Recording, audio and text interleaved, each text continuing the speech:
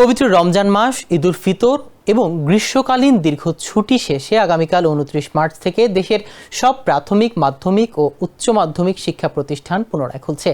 প্রায় এক মাসেরও বেশি সময় বন্ধ থাকার পর শিক্ষার্থীরা আবারও শ্রেণীকক্ষে ফিরছে। দীর্ঘ ছুটির কারণে লেখাপড়ার যে ক্ষতি হয়েছে তা পুষিয়ে নিতে প্রাথমিক বিদ্যালয়গুলোতে বিশেষ ব্যবস্থা নেওয়া হয়েছে। এখন থেকে টানা ১০ দিন শনিবার অর্থাৎ ঈদুল আজহার আগ পর্যন্ত নিয়মিত ক্লাস চলবে।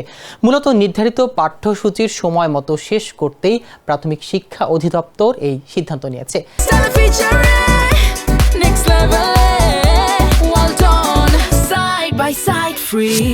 এদিকে শিক্ষা মন্ত্রণালয় এসএসসি ও এইচএসসি পরীক্ষা প্রতি বছর ৩১ ডিসেম্বরের মধ্যে সম্পন্ন করার একটি স্থায়ী পরিকল্পনা করেছে। বর্তমানে এই দুই পাবলিক পরীক্ষা অনুষ্ঠিত হওয়ার সময়সীমা ও পদ্ধতি নিয়ে একগুচ্ছ সংস্কারমূলক পদক্ষেপের প্রস্তুতি চলছে। শিক্ষাবিদরা এই উদ্যোগকে ইতিবাচক হিসেবে দেখছেন, তবে তারা সতর্ক করেছেন যে পরীক্ষার সময় এগিয়ে আনলেও শিক্ষার্থীদের যেন পড়ার সময় পূর্ণ ২ বছর সংকুচিত না হয়। শিক্ষণ ঘাটতি এড়িয়ে মানসম্মত শিক্ষা নিশ্চিত করাই এখন বড় চ্যালেঞ্জ।